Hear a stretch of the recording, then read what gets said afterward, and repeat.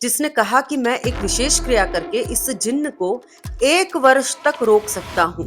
गड़ा हुआ धन भी प्राप्त करवा दिया था कि इस घर के सभी सदस्यों के ऊपर इतनी सारी एंटिटीज क्यों है। पिछले 15-20 सालों से बंद कर रखा है।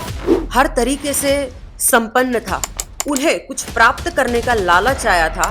खुद जो ताऊ जी थे उनकी आत्मा भी 20 साल तक अपने ही घर में कैद हो चुकी थी उस तंत्र की बदौलत।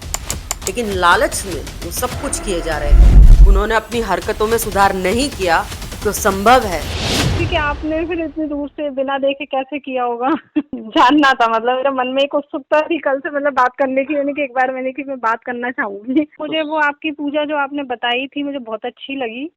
तो ये चमत्कार ही था कि तीसरे दिन मतलब उनका कॉल आ गया, दीप्ति जी का मैसेज आ गया था तीसरे दिन ही। मैया, उन्होंने सपने में यही कहा था, हमारी मैया बैठी है और तू हमारा कुछ नहीं बिगाड़ सकता है, हमारे बच्चों का कुछ नहीं बिगाड़ सकता है।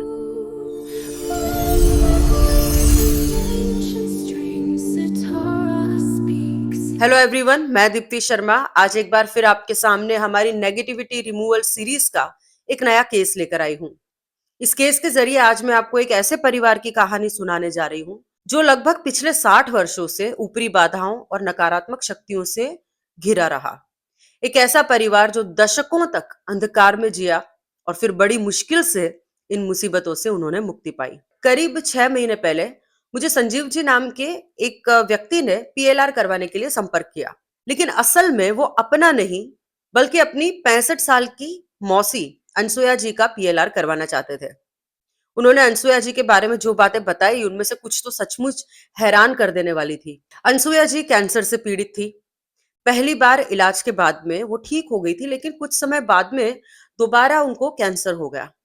उस समय भी वो अस्पताल में भर्ती थी और अपना उपचार करवा रही थी। दूसरी बार भी ईश्वर की कृपा से उनका इलाज सफल रहा और डॉक्टरों ने उन्हें कैंसर फ्री घोषित कर दिया। वो अस्पताल में ही थी जब उन्होंने मुझे कांटेक्ट किया था और करीब 1 हफ्ते बाद उन्हें डिस्चार्ज भी मिलने वाला था। लेकिन इससे भी ज्यादा चौंका देने वाली बात यह थी कि जब अनसुया जी सिर्फ 5 से 10 साल की थी, उसी समय से उन पर एक जिन्न का प्रभाव था। उस हॉस्पिटल के रूम में ही बैठे हुए हमारा काउंसलिंग सेशन हुआ था और तभी ये सारी बातें उन्होंने मुझे बताई थी। जब अनसुया जी बहुत छोटी थी तभी से वो जिन्न उनके सपनों में बार बार आता था और उनसे कहता था कि तुम कभी शादी मत करना और मेरे साथ ही रहना। बचपन में ही उन्होंने ये बात अपने परिवार वालों को बताई थी और परिवार ने उस जिन्न से छुटकारा पाने के लिए हर संभव उपाय किए, जैसे कि मंदिरों में पूजा, तंत्र क्रियाएं, झाड़ फूंक, लेकिन कोई भी असर नहीं हुआ। इस दौरान जो जिन्न था वो लगातार अनसुया जी को फिजिकली असॉल्ट भी कर रहा था और वो जिन्न बहुत सक्रिय था। ये सिर्फ अनसुया जी तक ही सीमित नहीं था, बल्कि उनके परिवार के जो अन्य सदस्य थे उनसे भी वो संपर्क करने लगा। धीरे धीरे उसने परिवार को तरह तरह के लालच और प्रलोभन देने शुरू कर दिए ताकि वो भी अनसुया जी को उसको सौंप दे।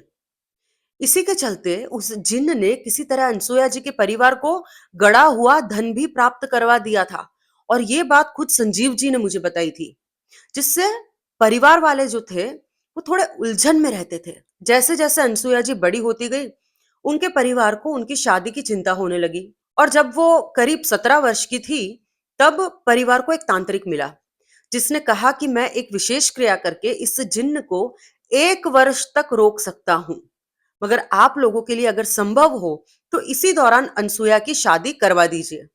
और इसी सलाह पर परिवार ने तुरंत ये निर्णय लिया और अनसुया जी की शादी मात्र 17 साल की आयु में ही कर दी गई। पिछले 60 वर्षों में उनके परिवार ने उन्हें अनगिनत जगह दिखाया, कई उपचार करवाए, लेकिन किसी से भी स्थायी लाभ नहीं मिला। जिसने भी इलाज किया उसका असर कुछ समय के लिए रहा और फिर जो जैसा था बस वैसा ही हो जाता। इस लंबे संघर्ष के बाद में अनसुया जी की शादी हो चुकी थी। उनके 2 बेटे और बेटियां भी है और सभी की शादी हो चुकी है और सबके बच्चे भी हो चुके हैं। पूरी स्थिति समझने के बाद में मैंने संजीव जी से कहा कि अभी अनसुया जी की जो शारीरिक क्षमता है वो बहुत कमजोर है और ऐसे समय पर पास्ट लाइफ रिग्रेशन करवाना सही नहीं होगा। और इसके अलावा दूसरी बात यह भी है कि उनके ऊपर जिस जिन्न का प्रभाव है वो किसी भी कीमत पर उनका पीएलआर होने भी नहीं देगा। दोस्तों, अक्सर ऐसे मामलों में जहां किसी व्यक्ति पर कोई भी शक्तिशाली एंटिटी होती है जो उसे छोड़ना नहीं चाहती, वो पूरी कोशिश करती है कि उस व्यक्ति का पीएलआर ना हो पाए। कभी कभी तकनीकी रुकावटें आ जाती है, तो कभी कभी किसी तरह का मानसिक भ्रम या डर रोक देता है, या फिर किसी अन्य प्रकार का विघ्न उत्पन्न कर देता है। हालांकि सितारा स्पीक्स की टीम में कुछ ऐसे अनुभवी एक्सपर्ट्स हैं जो अपने स्पिरिचुअल पावर और प्रोटेक्शन टेक्निक्स के माध्यम से ऐसी एंटिटी को अस्थायी रूप से नियंत्रित करके सफलतापूर्वक पीएलआर करते हैं। अब इस केस में ऐसा प्रतीत हो रहा था कि अनसुया जी की सभी समस्याओं की जो जड़ थी वो शायद वही जिन्न था। तो ये सब सुन के संजीव जी खुद को रोक नहीं पाए और उन्होंने अनसुया जी और उनके परिवार के कष्ट मुझसे शेयर किए। उनकी तकलीफ को समझकर मैंने शिवदास जी से इस केस को हैंडल करने के लिए कहा। शिवदास जी ने संजीव जी से बात की और पूरा केस डिटेल में जाना, और उन्हें जो पता चला उससे वो खुद भी अचंभित हो गए। उन्हें यह पता चला कि अनसुया जी जिस घर में रहती हैं, वो घर और उनके परिवार के अन्य सदस्य भी अलग अलग एंटिटी के प्रभाव में है। शॉर्ट में आप लोगों को मैं बताऊं, तो जिस घर में वो लोग रहते हैं उसका जो लेफ्ट साइड का आधा हिस्सा उन लोगों ने नकारात्मक शक्तियों की वजह से पिछले 15-20 सालों से बंद कर रखा है, और वो इस हिस्से को कभी भी उपयोग में नहीं लेते हैं। घर के राइट साइड के जिस हिस्से में ये लोग रहते हैं, वहां पर भी नकारात्मक शक्तियों का प्रभाव है, पर उनके पास में कोई रास्ता नहीं है, इसलिए ये लोग मजबूरी में वहां पर रह रहे हैं। अनसुया जी का जो छोटा बेटा है, उसके ऊपर भी नकारात्मक शक्तियों का प्रभाव था। ये जो उनका बेटा है वो आराम से सो भी नहीं पाता था। अनसुया जी की बेटी जो कि अपने ससुराल में रहती है, उसके ऊपर भी नकारात्मक शक्तियों का प्रभाव था। अनसुया जी के खुद के पति के ऊपर भी नकारात्मक शक्तियों का प्रभाव था। अब इनका जो परिवार था वो 15-20 वर्ष पहले हर तरीके से संपन्न था। उनके पास पैसा, साधन, संसाधन सब उपलब्ध थे, लेकिन धीरे धीरे सब कुछ समाप्त हो गया। आज कुछ ऐसी स्थिति है कि उनको घर के खर्च निकालने में भी दिक्कत होती है। घर का लगभग हर सदस्य किसी ना किसी शारीरिक या मानसिक पीड़ा से जूझ रहा है। नकारात्मक शक्तियों के प्रभाव के कारण उनके पूरे परिवार का जीवन एक जीता जागता नरक बन गया है। सारी बातें समझकर शिवदास जी ने यह निष्कर्ष निकाला, अगर उन्होंने अनसुया जी को नकारात्मकता से मुक्त कर दिया, बाकी सबको छोड़ दिया, तो इसकी पूरी संभावना है कि घर के बाकी सदस्यों की जो नकारात्मकता है वो अनसुया जी को फिर से अपना शिकार बना लेगी। ऐसे केस में पूरे परिवार की नकारात्मकता एक साथ हटानी चाहिए। इसीलिए शिवदास जी ने यह डिसाइड किया कि वो अनसुया जी के परिवार के सभी सदस्यों को एक एक करके नकारात्मकता से मुक्त करेंगे, और साथ ही साथ अनसुया जी के घर को भी नकारात्मकता से मुक्त करेंगे। शिवदास जी ने शुरुआत अनसुया जी के पति के साथ में की। शिवदास जी ने ऑनलाइन वीडियो कॉल पर उनसे डायरेक्ट कनेक्ट किया, और जैसा उसका प्रोसेस होता है, उनके हस्बैंड को सामने बिठाकर शिवदास जी ने ध्यान लगाना शुरू किया और सूक्ष्म लोक में चले गए। सूक्ष्म लोक में उन्होंने देखा कि अनसुया जी के जो हस्बैंड थे, उनके पास में 2 एंटिटीज थी। हालांकि वो किसी तरह की कोई बहुत शक्तिशाली एंटिटीज नहीं थी, बेसिक प्रेत ही थे।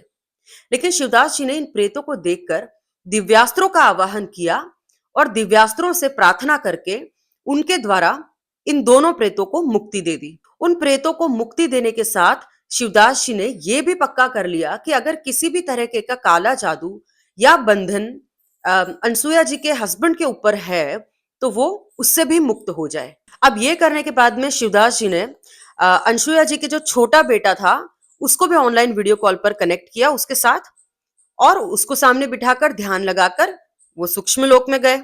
इनसे पहले जो बात हुई थी तब ऐसा लग रहा था कि जैसे उनके ऊपर बहुत सारी नकारात्मक एंटिटीज हैं, लेकिन जब सूक्ष्म लोक में ध्यान लगाकर देखा तो इसके ऊपर सिर्फ एक ही प्रेत दिखा।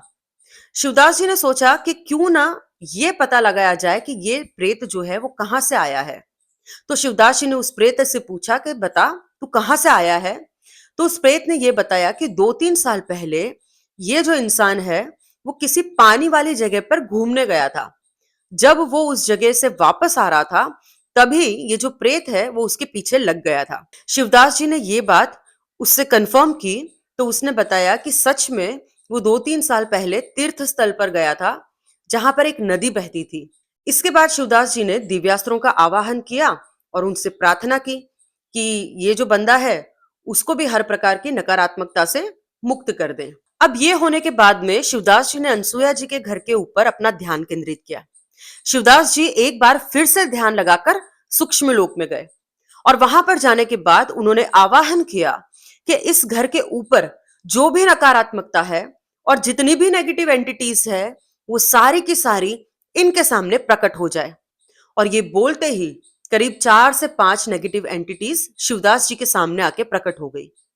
शिवदास जी को काफी ताज्जुब हुआ कि इस घर के अंदर इतनी सारी एंटिटीज है कैसे।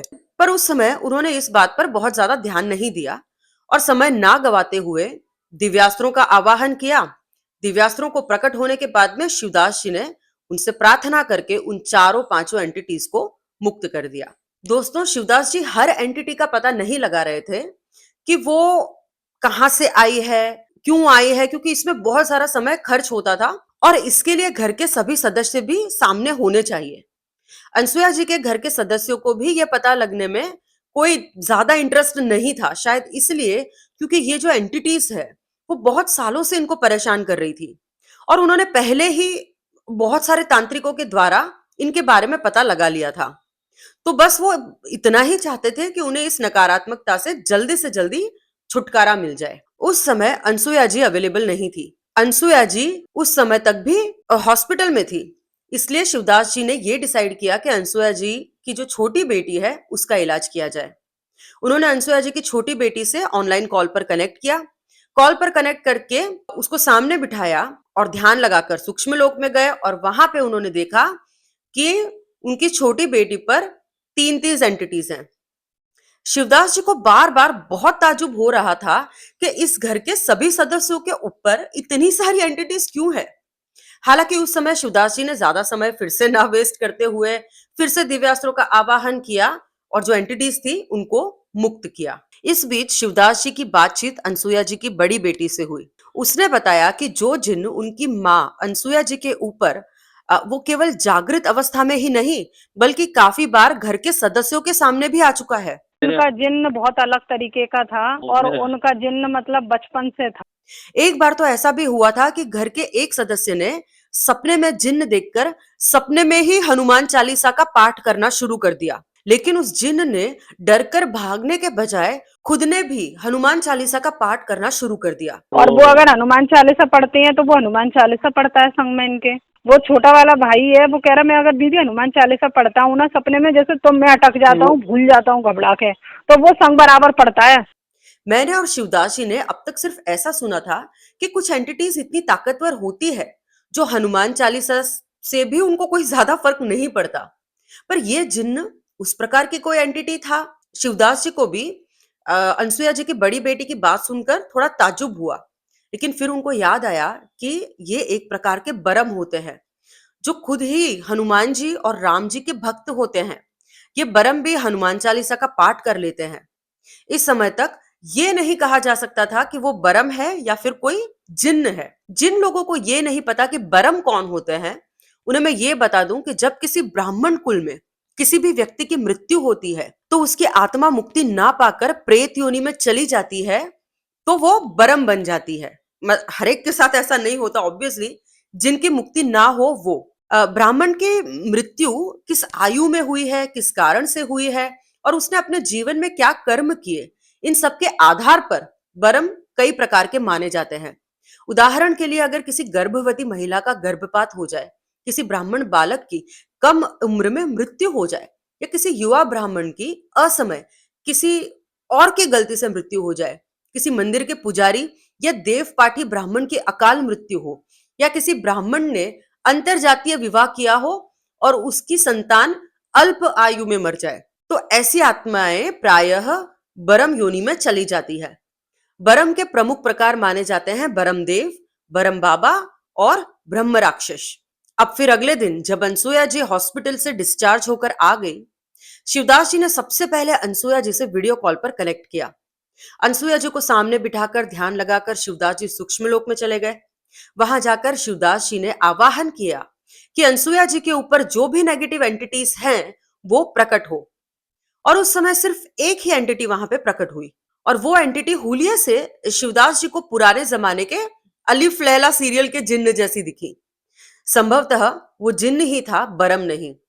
शिवदास जी को कुछ ऐसी भावना भी आई जैसे वो एंटिटी किसी दूसरी एंटिटी को भी आने नहीं देती, जैसे कि वो एंटिटी ये समझती है कि अनसुया जी पर सिर्फ उसका ही अधिकार है। हालांकि उस समय वो जिन्न एक सीधे बच्चे की तरह एकदम चुपचाप शिवदास जी के सामने आकर खड़ा था। शिवदास जी ने यहाँ पर ज्यादा टाइम वेस्ट ना करते हुए दिव्यास्त्रों का आवाहन किया और उसके बाद में उनसे प्रार्थना करके अनसुईया जी को हर प्रकार की नकारात्मकता से मुक्त करने की प्रार्थना की। तो दोस्तों, जिस जिन्न या बरम ने पिछले 60 सालों से अनसुईया जी को परेशान कर रखा था, मात्र 15 मिनट के अंदर मुक्ति को प्राप्त हो गया। जब हमारे कार्मिक अकाउंट्स पूरे हो जाते हैं, जब हमारा अच्छा टाइम आता है, तो सब चीजें बड़ी आसानी से पूरी होने लगती है। लेकिन इसके बाद शिवदास जी ऐसा समझ रहे थे कि ये केस अब पूरा हो चुका है, क्योंकि उन्होंने घर के हर सदस्य पे जितनी भी एंटिटीज थी सब हटा दी थी और उनको मुक्त कर दिया था। पर अनसुया जी के परिवार के सदस्यों के साथ में खास बात थी। उनके घर में जो भी नकारात्मकता होती थी, उसका एहसास उन्हें बड़ी आसानी से सपनों के द्वारा हो जाता था।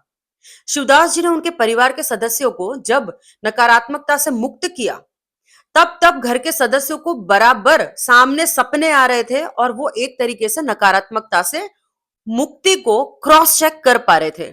अब की बार अनसुया जी को उसी रात को सपना आया कि उनके घर का जो लेफ्ट साइड का पोर्शन है, जिसको वो लोग लॉक करके रखते थे, उन्हें सपने में वो पोर्शन दिखा और उनको देखा कि जैसे कि उनका परिवार उस पोर्शन में गया है और वहां की कुछ नेगेटिव एंटिटीज ने उनके ऊपर अटैक कर दिया।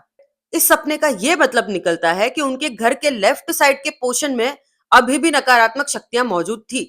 अगले दिन अनसुया जी ने अपने इस सपने के बारे में शिवदास जी को बताया। शिवदास जी को यह सुनकर बहुत ताज्जुब हुआ कि ऐसा कैसे हो सकता है। सूक्ष्म लोक में जब भी शिवदास जी किसी भी शक्ति का किसी भी तरीके से आवाहन करते हैं, तो वो शक्ति जरूर आती है, चाहे वो कोई दिव्यास्त्र हो, कोई दिव्य शक्ति हो। शिवदास जी ने अनसुया जी के घर की सारी नकारात्मक शक्तियों का आवाहन करके दिव्यास्त्र द्वारा उन सबको मुक्त कर दिया था। अगर शिवदास जी उन शक्तियों का आवाहन ना भी करते, तो भी प्रार्थना करने पर भी दिव्यास्त्र जो है वो खुद नकारात्मक शक्तियों को ढूंढ ढूंढ कर उन्हें मुक्त करने में सक्षम होते हैं। शिवदास जी को ऐसा एहसास हुआ कि अवश्य ही इनके घर के सदस्य इनसे कुछ छिपा रहे हैं। इस बारे में शिवदास जी की बात अनसुया जी की बड़ी बेटी से हुई। उसने बताया कि जिस पोषण को वो लोग बंद रखते हैं, उपयोग में नहीं लेते हैं, वो जो पोषण है वो असल में उनके ताऊ जी का है। 20 साल पहले ताऊ जी जिंदा थे और उसी पोषण में रहते थे। उस समय पर उन्हें कुछ प्राप्त करने का लालच आया था, जिसके बारे में उन्होंने किसी को नहीं बताया। पर अपने लालच की पूर्ति के लिए वो एक तांत्रिक के संपर्क में आए।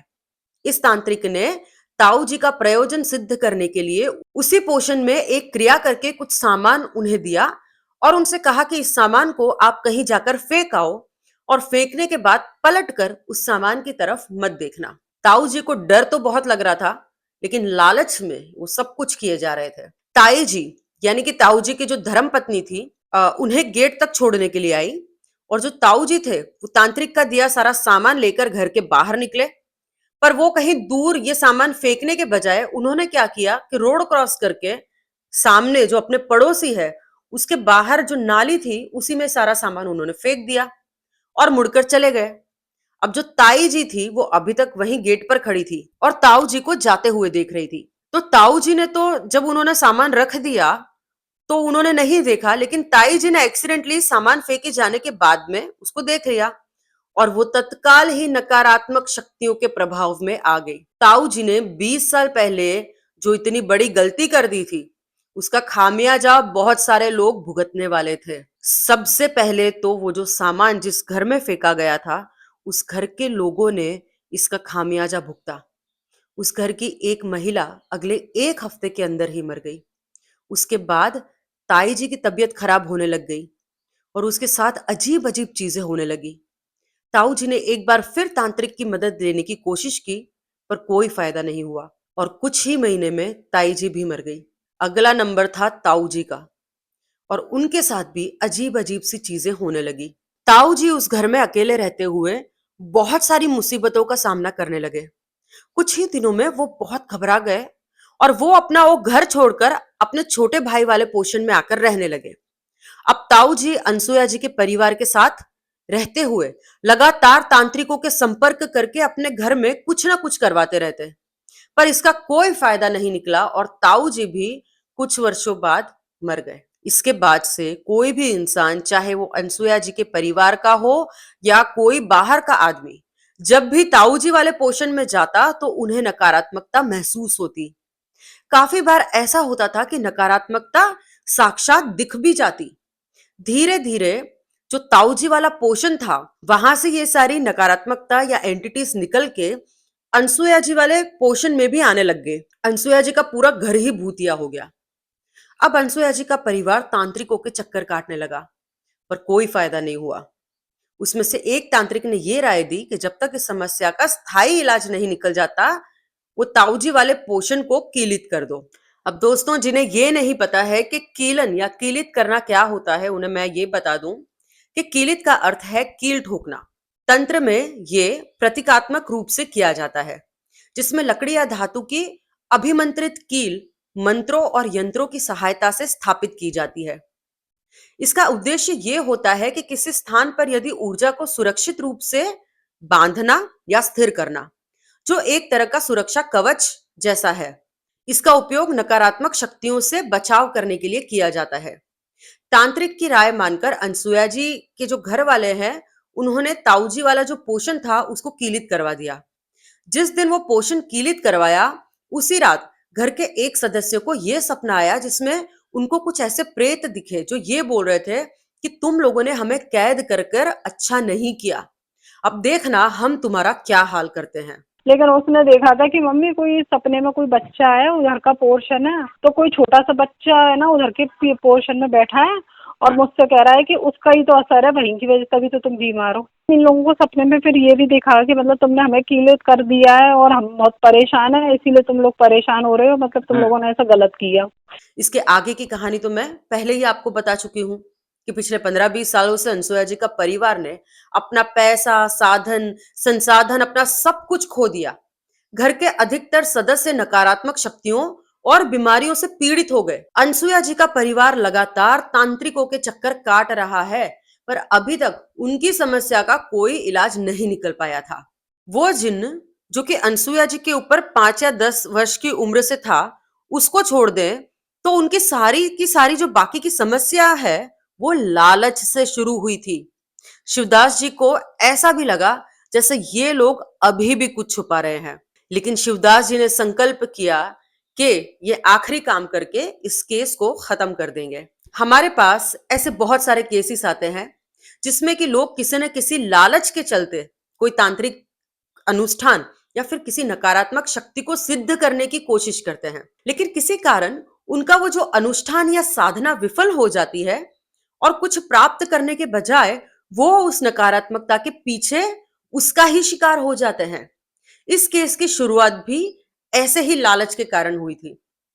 अब शिवदास जी समझ चुके थे कि दिक्कत क्या है और उसके हिसाब से उनको क्या करना चाहिए। शिवदास जी ने अपना प्रोसेस शुरू कर दिया। वो ध्यान लगाकर सूक्ष्म लोक में पहुंच गए। फिर वो ध्यान लगाकर अनसुया जी के घर के वो जो लेफ्ट पार्ट था, पोर्शन था, वहां पहुंच गए। शिवदास जी ने यह महसूस किया कि वो पूरा पोर्शन कीलित नहीं है, उसका कुछ हिस्सा अभी भी खुला है। पर शिवदास जी उस कीलित पोर्शन में घुस नहीं पा रहे थे, इसलिए उन्होंने ये डिसाइड किया कि उस घर का उत्कीलन करना पड़ेगा, यानी कि जो कीलन है उसको हटाना पड़ेगा। पर उन्हें इस बात का डर था कि कहीं वो उसको हटा देंगे तो उसी पोषण की शक्तियां कहीं ना कहीं भाग ना जाए। हालांकि भागी हुई शक्तियों को भी वो पकड़कर वापस ला सकते हैं, पर अभी तक उनको ये पता नहीं था कि आखिर कौन सी शक्तियां हैं, कितनी है।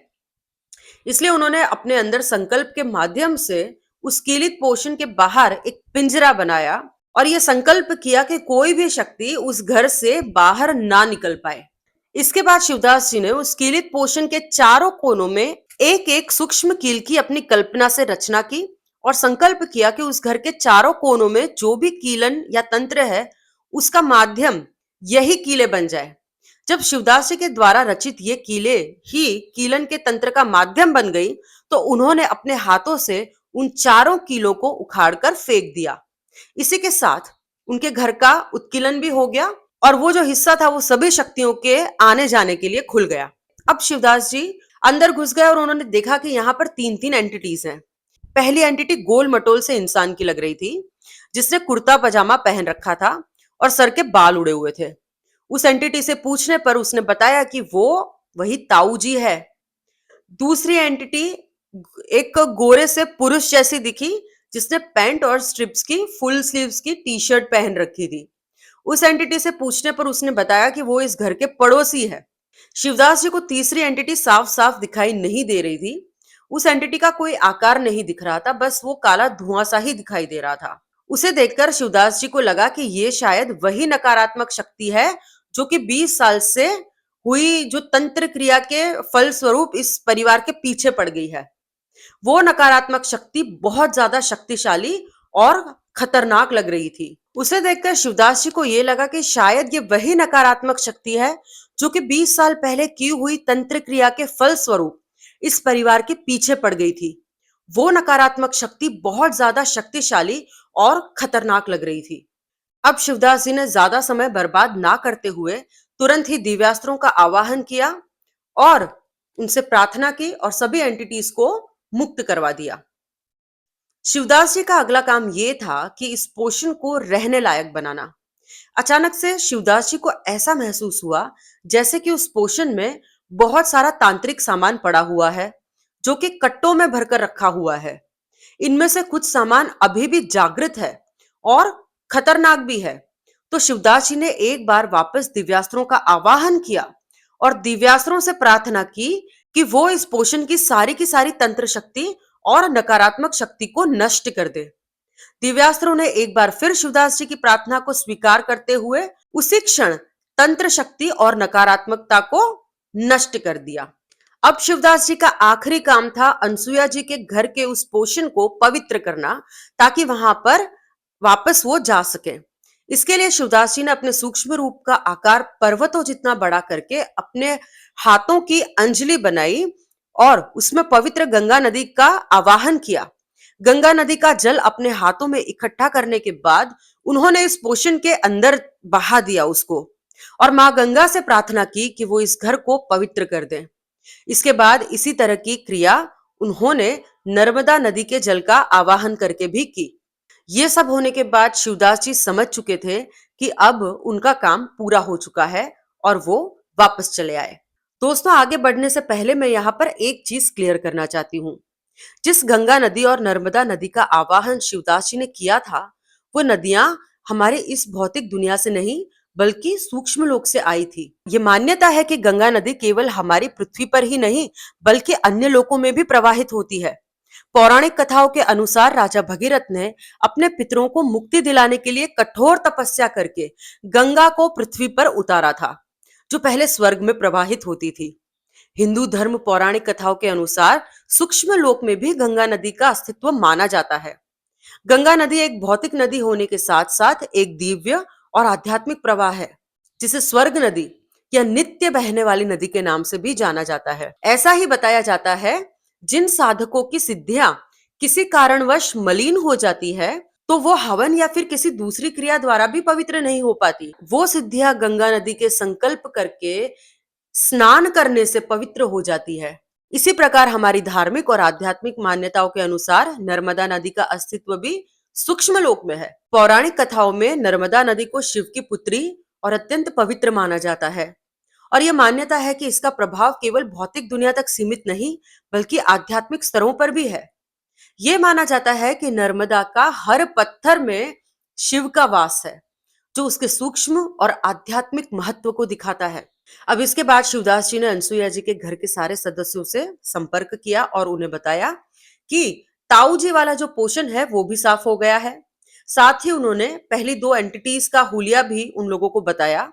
गंजे और कुर्ता पजामा पहने हुए जो आदमी थे, उनको ताऊ जी के रूप में इन लोगों ने रिकॉग्नाइज किया, आइडेंटिफाई किया, और वो जो दूसरी एंटिटी थी जो अपने आप को पड़ोसी बता रही थी, उसको वो लोग आइडेंटिफाई नहीं कर पा रहे थे। उसी रात उनके घर एक सदस्य को सपना आया जिसमें उन्होंने देखा कि वो लोग ताऊजी वाले पोर्शन में रह रहे हैं।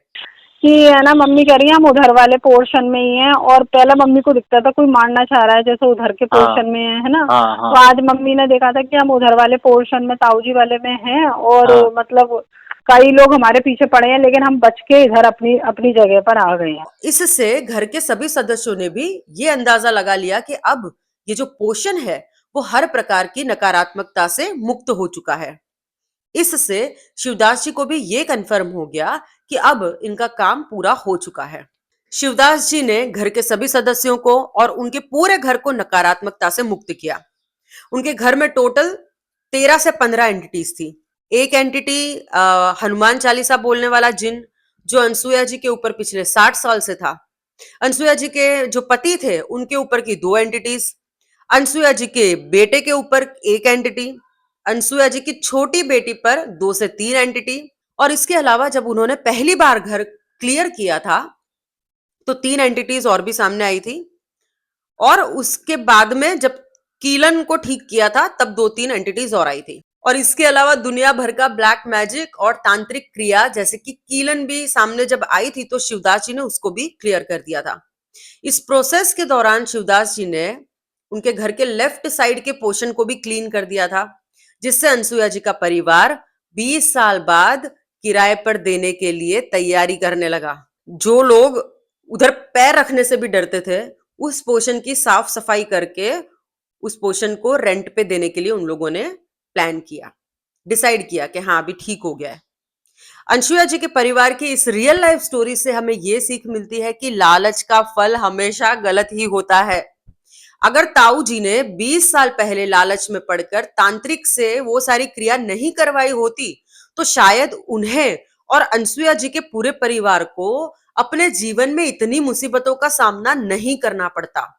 ये मुसीबतें सिर्फ उनके जीवन में आकर खत्म नहीं हो जाती है, और तब तक भी ठीक था, लेकिन इसके बाद खुद जो ताऊ जी थे उनकी आत्मा भी 20 साल तक अपने ही घर में कैद हो चुकी थी उस तंत्र की बदौलत।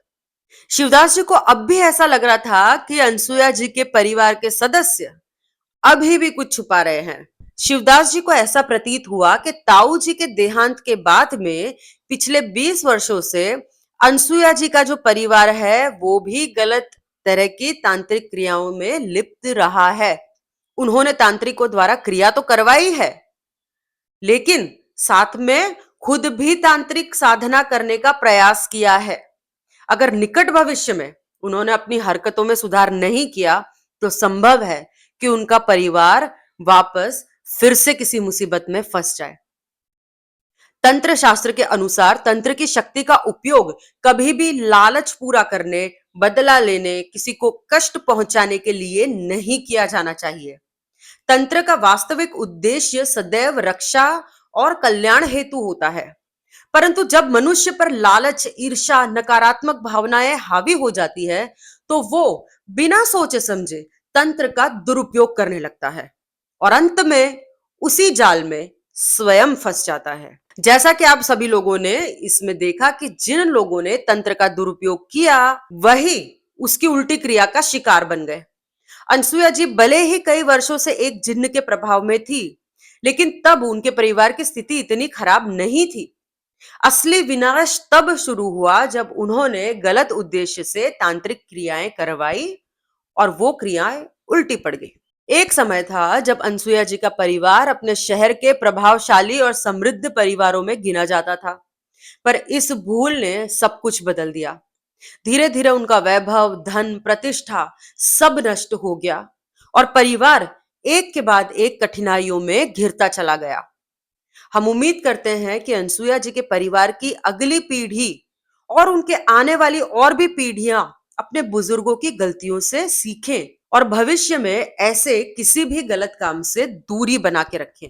दोस्तों, जब भी हमें लगे कि हमारे ऊपर लालच हावी हो रहा है तो हमें गीता के 2वें अध्याय के 47 जो श्लोक है उसको पढ़कर समझना और आत्मसात करना चाहिए। यूं तो भगवत गीता के सभी श्लोक मानव जीवन को सही मायने में जीने के लिए प्रेरित करते हैं, किंतु गीता के कुछ लोकप्रिय श्लोकों के साथ उनके भावार्थ के साथ में हमेशा अपने मन में रखना चाहिए हमें। इस श्लोक में भगवान श्री कृष्ण अर्जुन को ये बता रहे हैं कि तुम्हारा अधिकार सिर्फ कर्म करने में है, कर्म फल पर नहीं है। इसलिए कोई भी कर्म फल के लिए नहीं किया जाना चाहिए। अगर आपके आसपास भी कोई ऐसा परिवार है जो अपने जीवन के मूल्यों से भटक कर मुश्किलों में फंस गया है और आप सच में उनकी मदद करना चाहते हैं, तो उनका हाथ थामिए और उन्हें सितारा स्पीक्स तक पहुंचने में मदद कीजिए। कभी कभी ईश्वर खुद हमें किसी की मदद करने का माध्यम बनाता है। किसी की जिंदगी को अंधकार से बाहर निकालना ही एक सबसे बड़ी सेवा है। शायद वही कर्म आपके जीवन का बड़ा पुण्य बन जाए।